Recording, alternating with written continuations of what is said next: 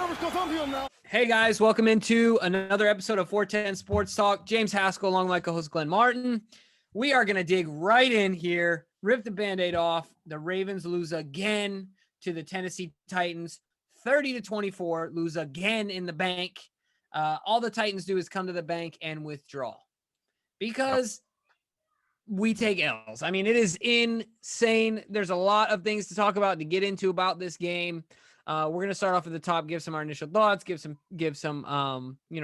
statistical breakdown, and then we'll get into some questions kind of moving forward. But Glenn, give us your initial thoughts on this game, and we'll go from there. Yeah, bummed out, Jimbo. Bummed out. I mean, this is a game that every Ravens fan has been waiting for since last year's devastating playoff loss, also in Baltimore. And we looked at this game as a revenge game, a game that every, I'm sure, Ravens player and coach wanted to as well. I mean, we saw before the game started, things got heated before even the first snap. With Harbaugh getting into a war of words with Malcolm Butler, the cornerback formerly of the Patriots, as well as head coach Mike Vrabel.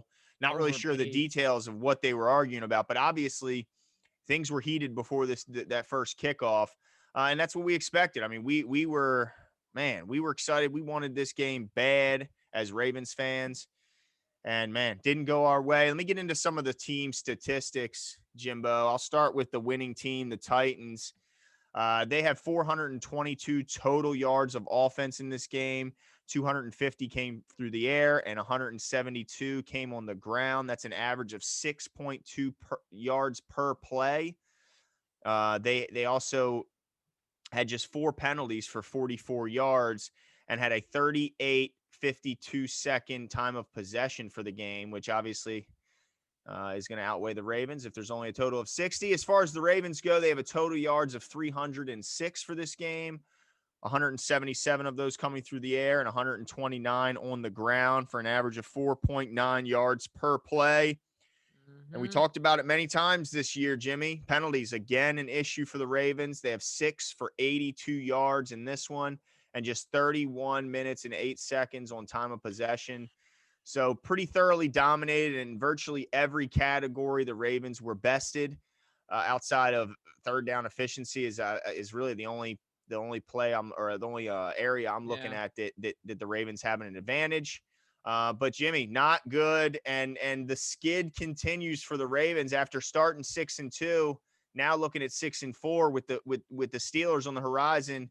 But we won't get into that. But what were your, I mean, I know you look devastated. You look disappointed. How you doing? Not doing good.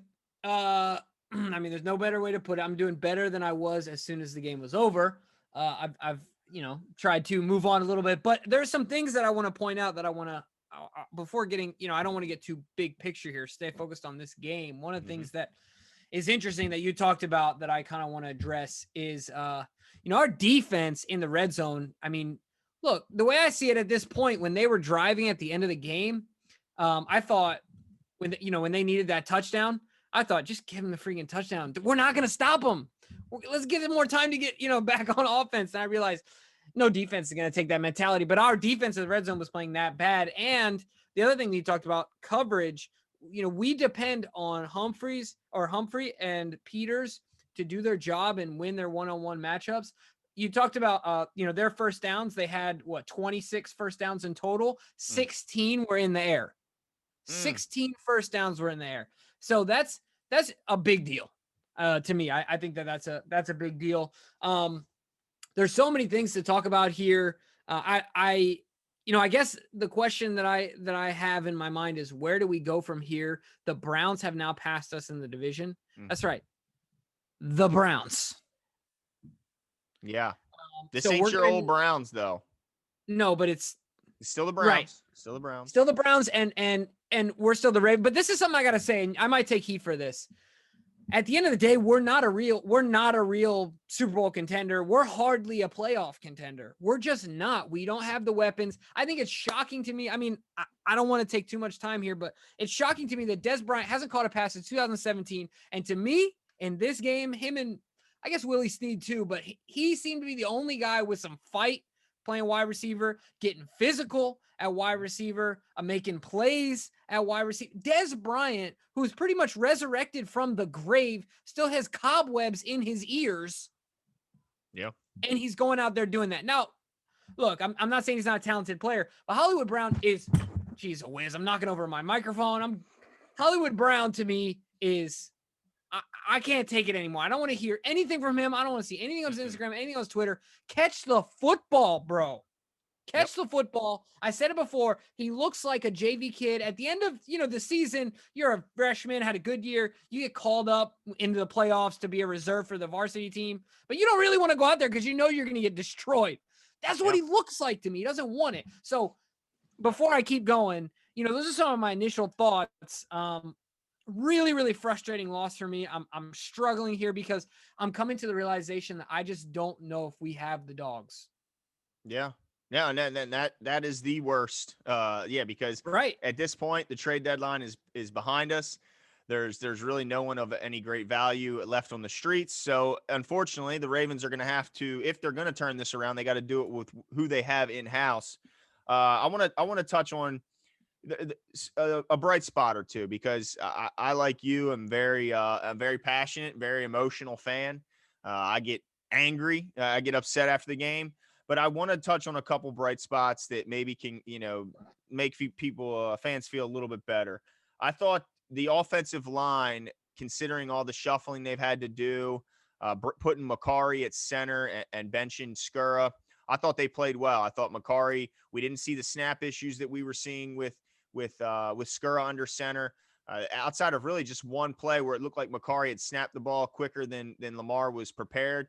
But he caught it, no problem. So really no harm, no foul there. The accuracy was there, right? It was too early, but it hit him right in the gut. If you can't catch that. Exactly. I think that was key.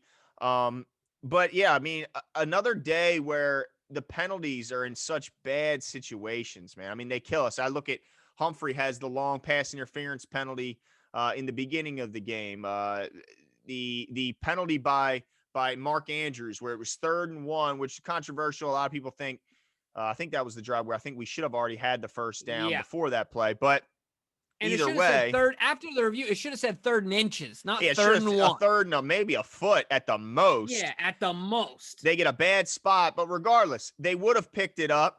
But Andrews gets a false start, pushes it back to 3rd and 6, and then he drops a ball over the middle, which would have been for a big gain. Now, was the ball slightly overthrown? Maybe so, but Andrews could have gotten both his hands on it, and he just didn't adjust well to the ball in the air, didn't make the catch. So back-to-back bad plays. Although I will say this, bounce back game for Andrews overall. He did have 5 catches for 96 yards and the touchdown. So he did have a nice play. I thought Lamar had a beautiful throw to him down the left sideline where it looked like the play design was kind of have Andrews more towards the sideline and Lamar threw it more vertical, getting him into the end zone. And Mark on that play made a great adjustment on the ball. He turned, looked over the opposite shoulder and was able to locate the ball and bring it in. So there was a lot of ups and downs in this play, in this game. But specifically, I started talking about the offensive line. I want to touch on them because I thought Makari played pretty well. I know Fluker, he had moments where he struggled, but I thought overall he played pretty well. I think the offensive line was definitely a bright spot in this game. Lamar wasn't being harassed like crazy. He had moments, but not like crazy. They didn't rack up a ton of sacks against us. Right. So I did want to touch on some. I wanted to point on some of those nice things as well. If I can add to that, one of the things that I like to see was Ngakoue. I don't think he registered a sack. Well, I guess did that fumble register as a sack? Is that how it works statistically? We did have 3 or 2 sacks. I'm sorry, we had 2 but sacks. You know what I'm talking about? That play where they considered it a fumble. When he hit it, Ngakoue he came off. Came off. So that would be a sack. Yep. Right. So I thought he had a good game overall. I thought he was consistently winning his matchup, which is good for us moving forward. He's fast, man. He's got some wheels. He's got speed. He's got good hands. That was great. It's crazy to see how much fat, it's just sometimes you have it, sometimes you don't. Matt Judon is just not as fast. He's not. Yeah. But I thought he had a pretty good, he had some moments too. Judon did. He had some moments, not a ton. But yeah, he had some moments where he played well. I thought, Patrick Queen, I mean, that blitz, when he came up the middle, and hit Tannehill, forcing that Yep. rush throw that was intercepted by Tyus Bowser. That play was made mainly by Queen. I mean, Bowser has to make the catch, and hats off to him for doing so. But Queen came through. He looked again like a DB. I mean, it's crazy how fast he can Mm-hmm. he can be when he's just pinning his ears back and going after the quarterback. Mm-hmm. He can be quite fast. But a couple other things I want to touch on. We saw the red zone plays both Yeah. offensively and defensively.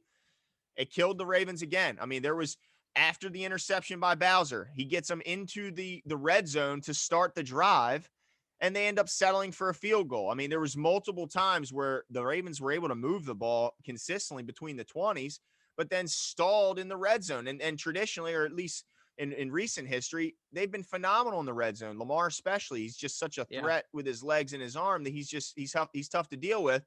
But on the play right before where they end up settling, Edwards almost looks like Lamar's expecting Gus to take a jet sweep or a handoff of some sort. Yeah. And instead, Edwards runs behind him, totally confusing Lamar. And then he ends up being, sacked and the play is blown up in the backfield.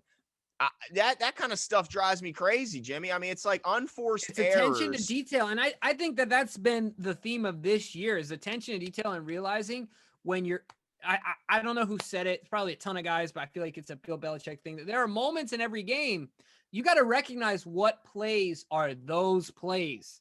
Not always look back at the tape in hindsight, because me and you can do that, right? Yeah. We can look back and say, dang, if we lose this game, it's going to come down to that. It's going to be because of that play, and that play. But if you can recognize those moments when you're in them, right? Yep. That was a crucial mistake. You talked about the 2 by Andrews, those things, but knowing those things, like when you're up at the line, when you're in the huddle, letting guys know, hey, this is our play. We need it. Like, let's pay attention to detail.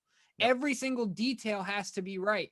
So sorry to cut you off there, but I think that, right. that play is a perfect example of knowing when, obviously you want to execute on every play, but those huge moments, right? Those high leverage moments when you need to execute is what separates really the middle of the pack from the bad and the middle of the pack from the great. Yep. Right? Like, that's how tight it is. Think about it. There's 9 teams going in this week who are 6-3. The middle is heavy. That bell curve is high, right? Like, so how do you get over here? You got to execute in those 4 or 5, maybe 6 plays in the entire game, right? Yep. No, I think that's a great point. Usually the game does come down to a handful or maybe a little bit more plays, and that's absolutely right. But before I get into some of the other stuff, you all right?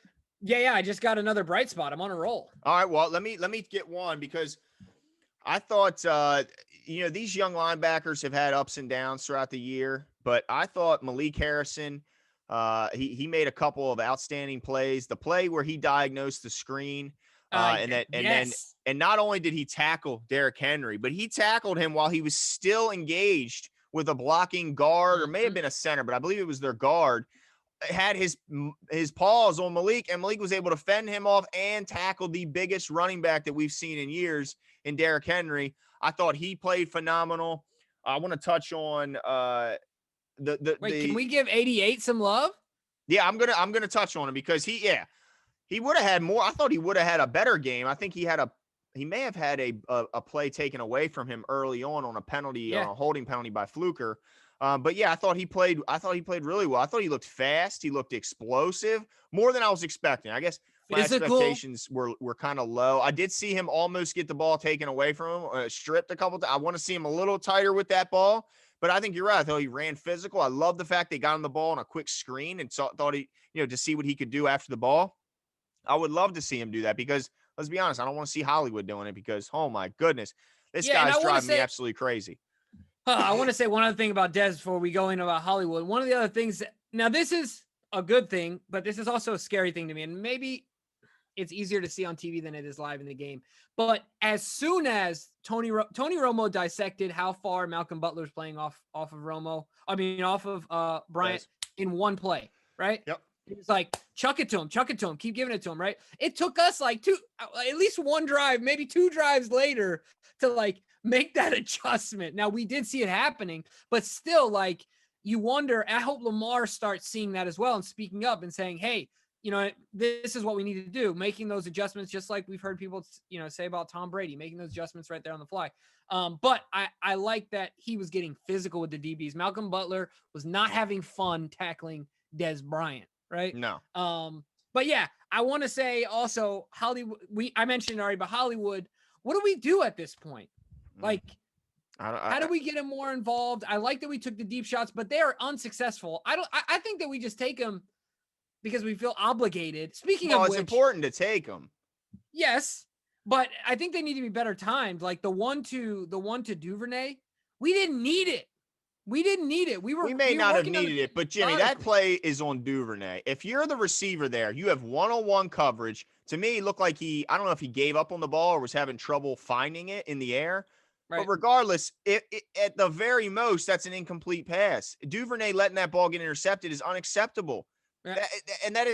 But at the same time, if it is an intercepted pass, wouldn't you rather it be intercepted on a 50-yard bomb where it's like a punt than one of these rinky-dink little dump downs? I just felt like we got a little impatient. We got a little impatient. It was the first down. We had just picked up. We started chugging down the field. It's all right to be methodical. We are the team that does that, right? Like we need to stay true to that. I agree with you. We need to take the shots. Like we need to do those things in order to keep the defense honest. But I saw at that moment it was badly timed, I felt like.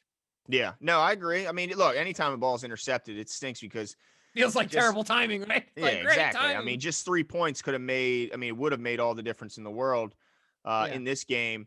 But I mean, I don't know. There's a lot to be frustrated. One last thing I want to touch on that was nice to see. I thought Deshaun Elliott was bringing the wood all game long. That hit he laid on Henry when Henry just got done jumping over some linemen that had lost their footing, and as soon as he landed, Elliott is absolutely laying the wood. I thought he played phenomenal. He was bringing the heat on a few guys. He laid a big hit on Jonnu Smith, my tight end in fantasy, who showed to be pretty tough matchup for the Ravens in this game as well. I thought he played well. I think he's another bright spot in this game. But look, Jimmy, I mean, when they get the ball back, right? Let's just say what it is. They get the ball back with how much time is left before they get that score?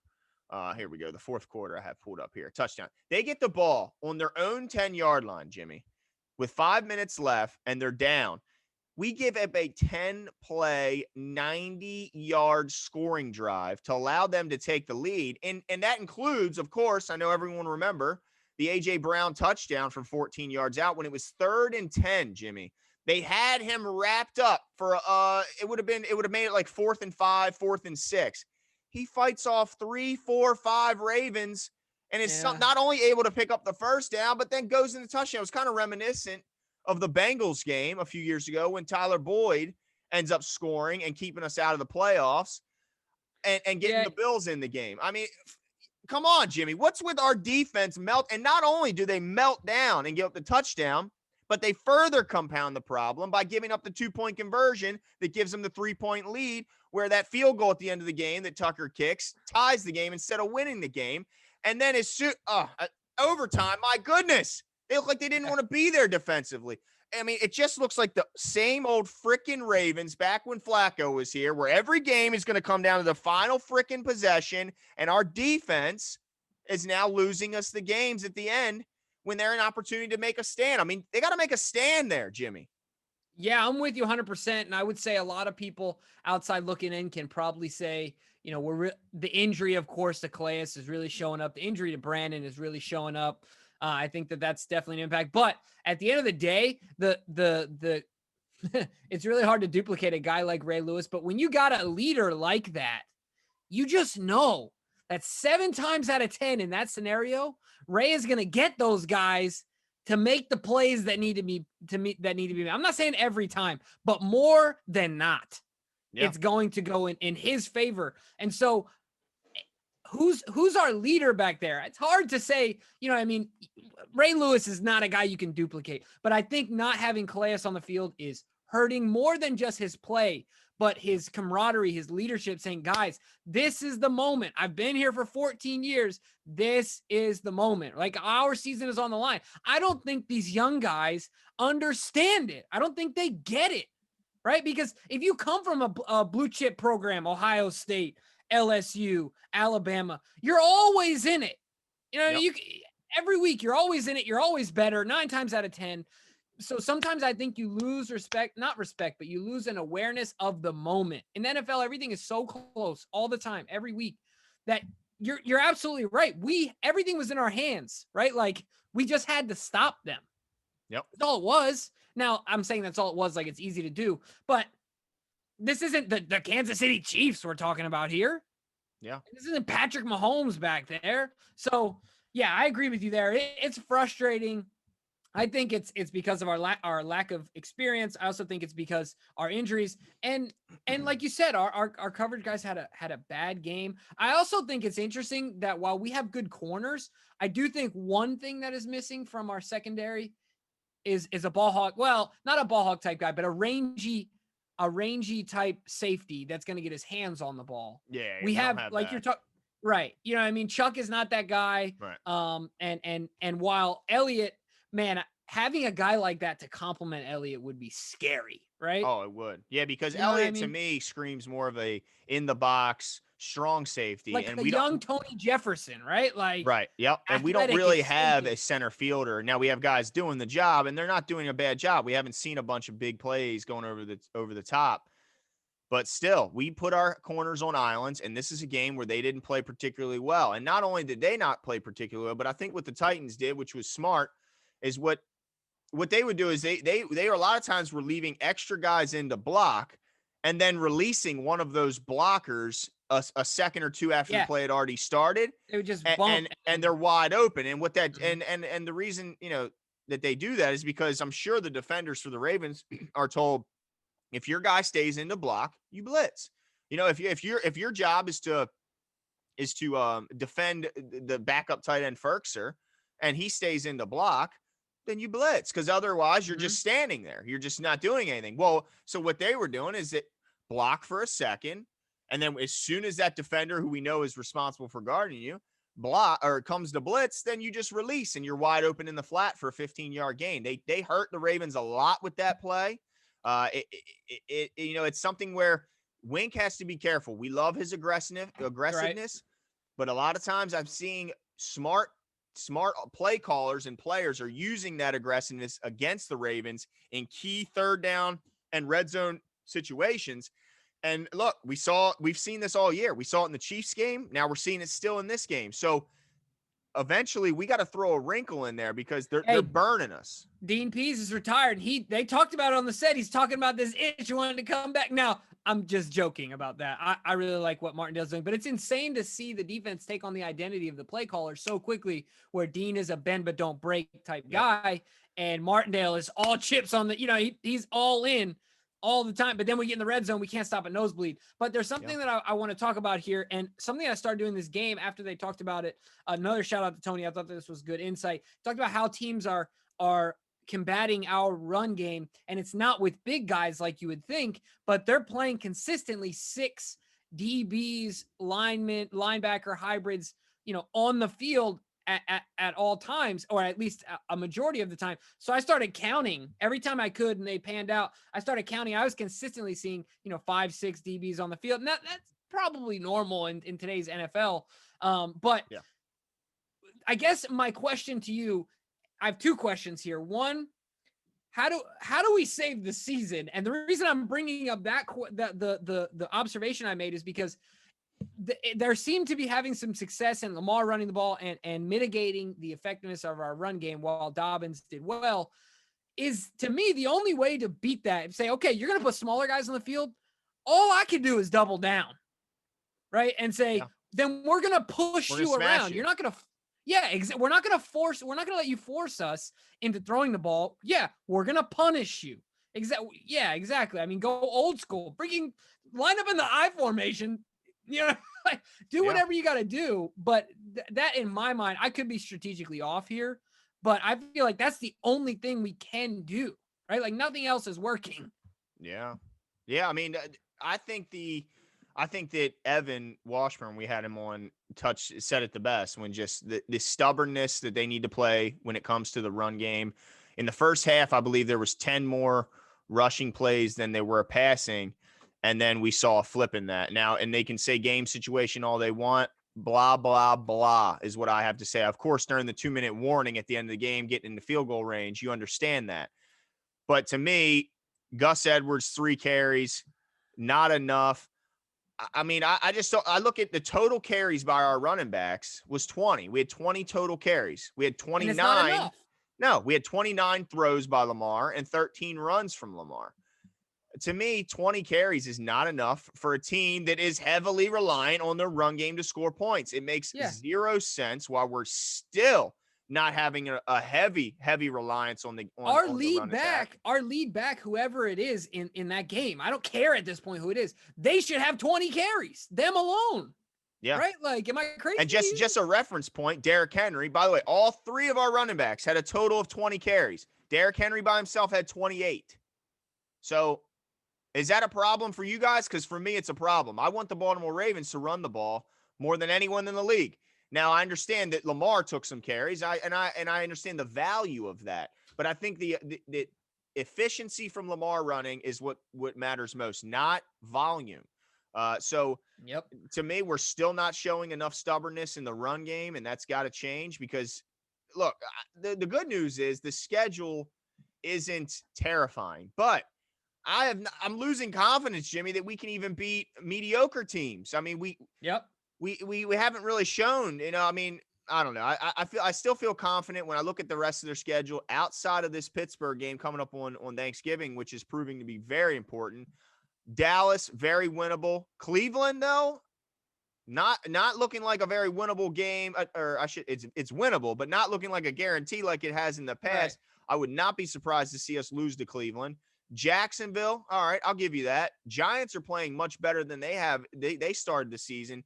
And then Cincinnati to end the year, that should be a win, especially when you consider Burrow just got carted off the field and he's tweeting as if he's done for the season. So very winnable games down the stretch, Jimmy. But even if they are to get in, which is, not looking great right now when you look at how many teams are now ahead of them. Even if they get in, they're going to have to play a challenging team. And what kind of confidence level do you have that the Ravens can beat any one of these playoff teams? Yeah, this is what it's going to come down to for me. It's going to come down to how they look when they get in.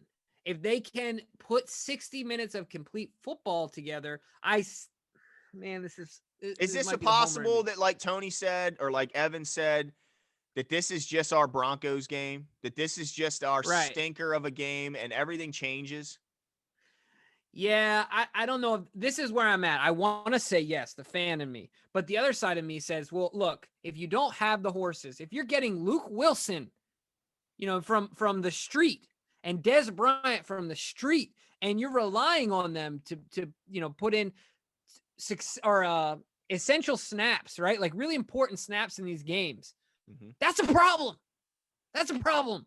Like those are deep-seated, big problems that the Ravens need to look at, right? So I want to say yes because I believe in our coaching staff. I believe in Lamar Jackson. I believe in some core players. But I think outside of those guys, and I believe in John Harbaugh, but I believe outside of those guys, we just don't have it. I don't. So I guess if my feet had to be put to the fire, I think that we're going to squeak in. I do think that we have the makeup to get in. And how crazy would it be that in a year like this where we squeak in, Lamar gets his first playoff win? That would be, what I mean? Like so much different than last year, right? So for me, it's going to be all about how we get in. It almost make me wonder, what would I trade?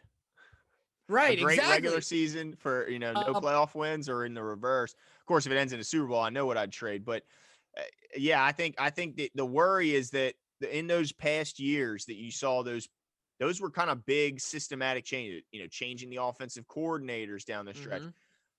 They had guys on the roster that maybe were in the doghouse, but still we all knew they had talent, like Brian McKinney. Yeah. Who we knew was always on the roster. Is that the Des Bryant of this year? Maybe he is the Bryant McKinney, maybe, although he's not in the doghouse, he was brought in late for different reasons. Right. He may start late, but And maybe Either we get way, healthy. Maybe like all this coincides with us taking a serious look at ourselves and getting healthy. We're getting hungrier, but hopefully, and who healthy. are we missing that is on? Calais is a big deal. Okay, yeah, him and Brandon Brandon. Williams to me is a big deal. So Though, mainly well, I mean, defensively is what you're getting at, well, not yeah, offense. I think that, our offense, and then the other thing too, offensively, I think we are so young that there's another bright spot. Prochet had a big catch today in a big moment of that game. Hopefully we start to see more of this lack of blatant blind loyalty to force the ball to Hollywood Brown and say, dude, if you ain't gonna do it, we'll give it to James, we'll give it to Duvernay, we'll give it to Dez. Did But you if have it? I don't have his targets, but he ended up hold with on, 0 catches for yeah. 0 yards, and he had to have had at least 3, right? Well, he had one hit him in the face. Yes, it would have been a first down, hit him right in Dude. his face. And honestly, it's because he's concerned about the contact. I mean, Yep. I'm sorry, but he's worried about bracing for the hit or avoiding the hit of some way, and he took his eyes off the ball too early. Yep. Every time I see guys like A.J. Brown, who we could have had, Jimmy, who won Rookie of the Year, I believe, last year, DK Metcalf, who is consistently placed in the top 3 of receivers in the entire National Football League, and we grabbed Marquise, smaller than me, Hollywood Brown, who is showing 0 wiggle, 0 physical. I mean, he gets pushed around by cornerbacks like he's a toddler, Jimmy. Dude, he's not even that much bigger than me. I got a picture of him to prove it, and I'm a small dude. I would tower over him. Yeah. I mean, and then we talk. So we understand he's small. He has physical limitation. Well, he's got to be the fastest guy on the field. He doesn't even look like that, Jimmy. He cannot run by people. McCourty last week was in his hip pocket. McCourty's older than me. Yeah. I mean, stop. I mean, again, we thought we had one because last season he had a pretty darn good rookie year, but this year we've seen serious regression. And I don't know if that's just confidence, because we all know the importance of confidence. He's playing with 0 confidence right now. And that's what's really worrisome, is the fact that I don't know how we get our confidence back and our swag back as an offense, but we need to do it quick, Jimmy, because like I said, the Browns, very losable game. We all know what the Steelers are going to bring. All of a sudden we got 7 losses. Yeah. I mean, it's going to be hard to get in. But look, everyone's got to play better outside of special teams. Everyone. Yeah, and then just to add it on, I'm looking at I clicked over to the box score right here, and ESPN has the audacity to put up the Henry winning rushing touchdown. Thanks a lot, ESPN. Thanks a lot. Gee whiz. Appreciate the salt in that wound. But no, in all seriousness, though, Marquise did have 3 targets, like you said, 0 catches, 0 yards. 0 impact. Yeah, 0. That's the best way to put it. 0 impact. Absolutely. Man, there, like I said, there's some bigger issues that we got to take a step back and look at. But I think at the end of the day, I am a dying optimistic. Okay. This is what I will tell you. I liked Dez's game today. You talked about Malik Harrison. That made me happy. Dobbins made me happy. Ngakwe, Elliott. Exactly. So there were some things Makari, but it's just about completing a game. And I think that hopefully the defensive leadership, you saw Calais out there trying to talk these guys up. We miss them on the field, man. We miss big the leaders on the field. Big time. Brandon Williams, I mean, he's a big time impact player. And so I'm hopeful that if we can, because at the end of the day, throughout the record, Steelers Ravens is going to be a tight game.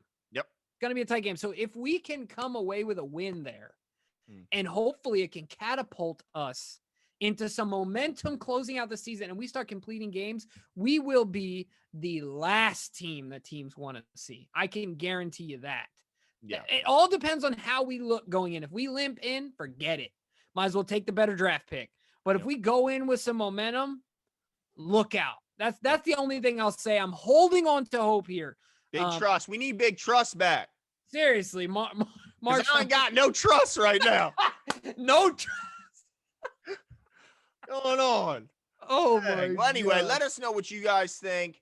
Maybe, commenting might help, some therapy to get it out. They always say, if you're emotional, write a letter or something. It helps get it out. So type up a comment. Let us know your thoughts on the game. And Marquise, expect a letter from me, bro. Yeah, I might have to get on. If I see another workout video on social media, I'm commenting, Jimbo, and I'm letting them know I want to see this on the field, the real field, not with no shirt on. Out with Seriously. a helmet and no pads. Anyway, let us know your feelings. Are we going to bounce back? Will the Ravens eventually right the ship and make the playoffs? Or is this a sinking ship? We got to know. Let us know. And if you would be so nice, if you enjoyed the video, give us a subscribe. We'd appreciate it. Make us feel a little better, baby. Yeah. See ya.